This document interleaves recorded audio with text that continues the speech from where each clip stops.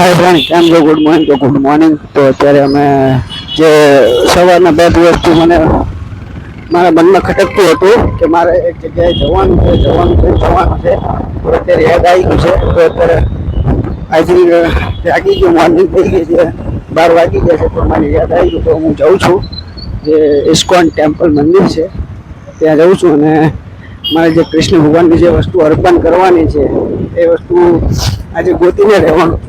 એટલે મને ખબર નથી કે કઈ જગ્યાએ મળે છે, પણ આઈ થિંક ગોતીને રહેવાનો છું અને ગમે ત્યાંથી જડશે એટલે અર્પણ કરીને પછી પાછું આવવાનું છું. આખો વિડીયો જોજો, મજા આવવાની છે.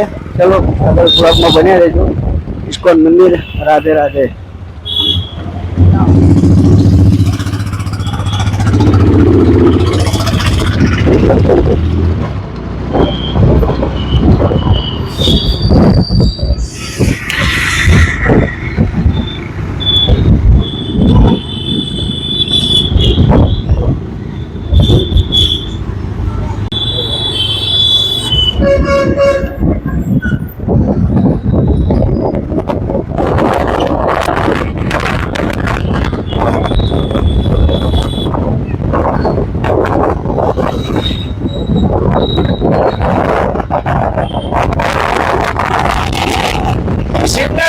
સુરત ના સિગ્નલ થઈ ગયો ભાઈ, મજા આવે હે ને? આમ મજા આવે, આમ ટ્રાફિક છે. ટ્રાફિક સોલ્વ થઈ ગયો એટલે કે જેટલા બધા ઓલા સર્કલ હતા ને બધા કાઢી નાખ્યા હો, બધા કાઢી જ નાખશે ઓલરેડી.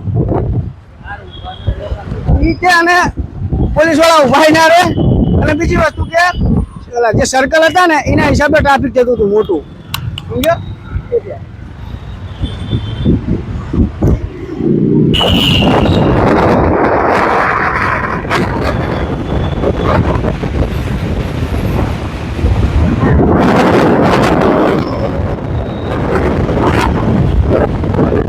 કાલ સાપુતારા જવાનું હોય આવું હે?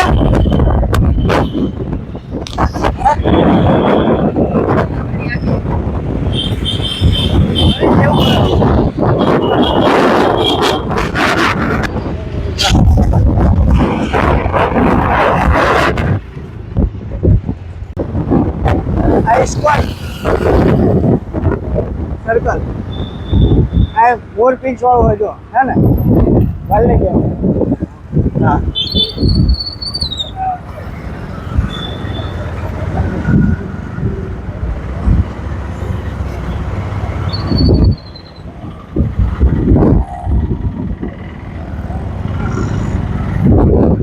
તો આવી ગયા છે, આવી ગયું છે મંદિરો.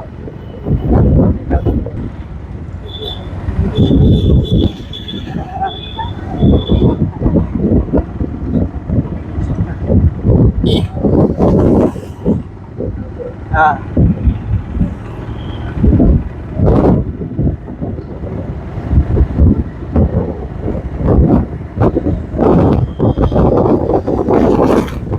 તારી માનો લંડા ચાલુ કઈ ફોન ચોદ.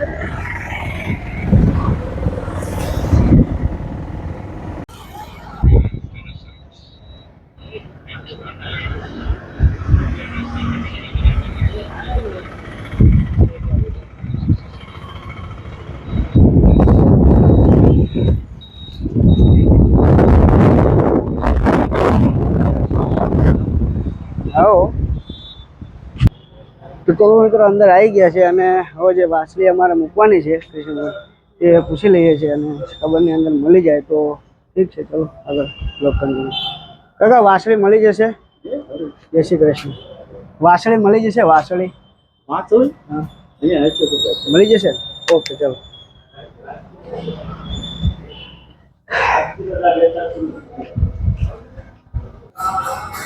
ચલો શોપ તો મળી ગઈ છે, હવે તમને જોઈ લઈએ છે.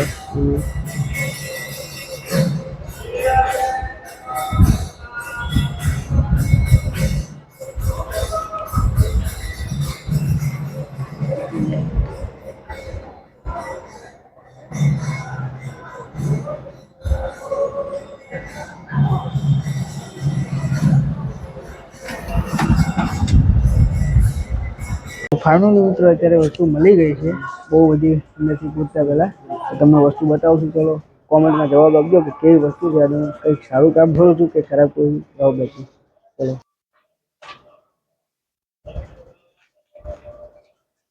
એક એક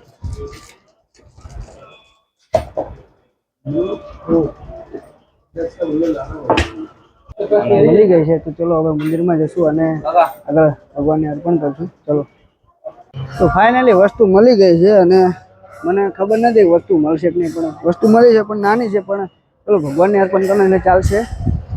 મંદિરમાં જઈ રહ્યા છે તમે જોઈ શકો છો અને આગળ છે અને અંદર આરતી હોય કે થોડી વાર બેસશું અને ભગવાનને અર્પણ કરશું. ચલો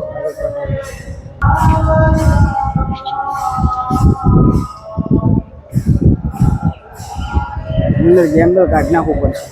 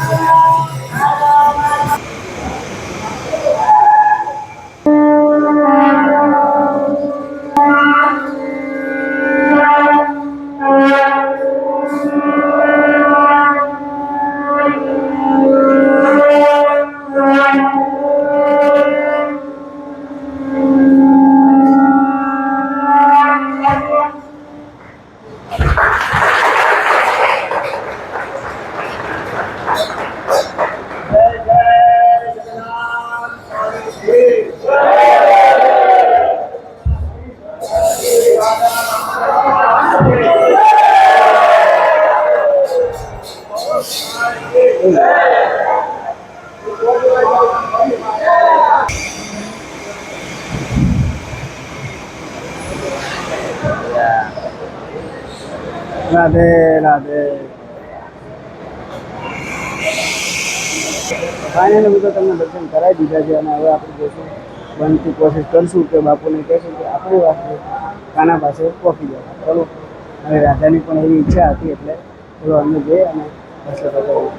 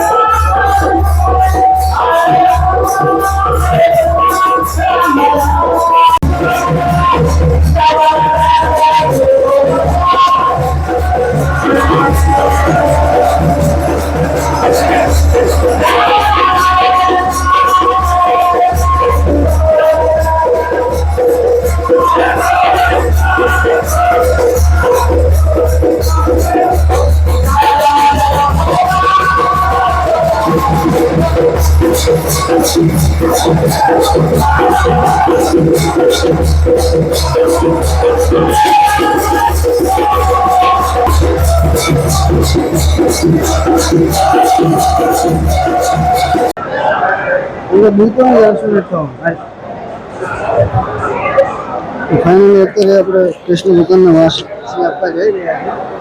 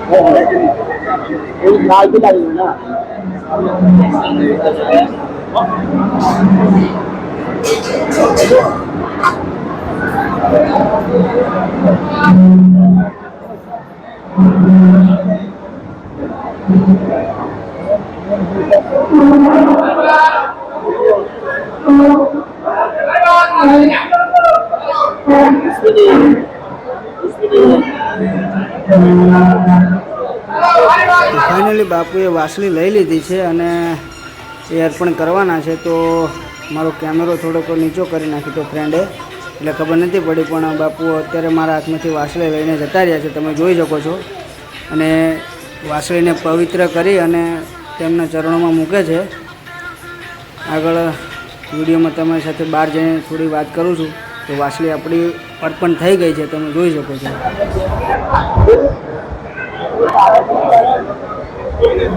ઉમરિયા તો ધીરે ધીરે ચાલી ગયો.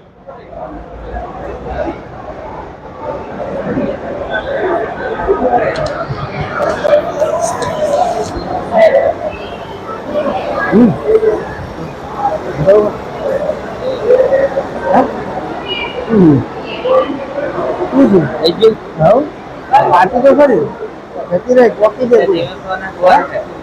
એ તો ખબર નહીં, આપણે આવી જાય પરસે તો લઈને ગયું